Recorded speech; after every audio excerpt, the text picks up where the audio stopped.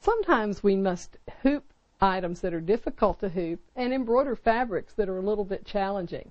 So let's look at a couple of these instances. Here we have a cosmetic bag that's got a neat monogram on it, but this can be challenging to get into a hoop. So here's how I recommend that you do that.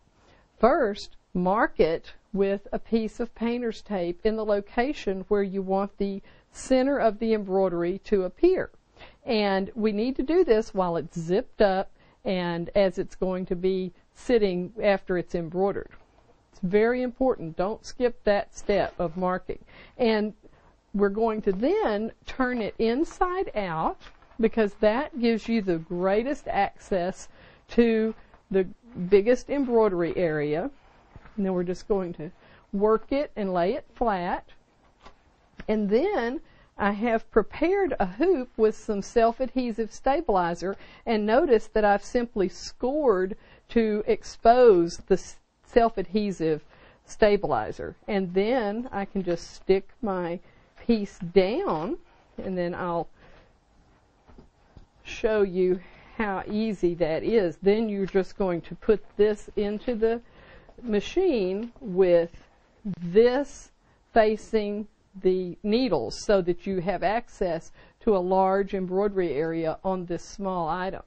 Now sometimes we have a slippery fabric, such as a nylon windbreaker or perhaps even something very delicate like this silk charmeuse. This can be treacherous to hoop because it slips.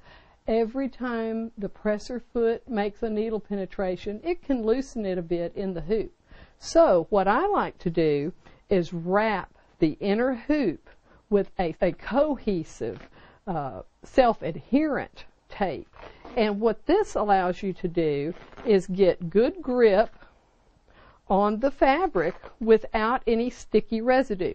This has no adhesive. It only sticks to itself. In fact, it's a veterinary wrap. It's called Vet Wrap by 3M Products.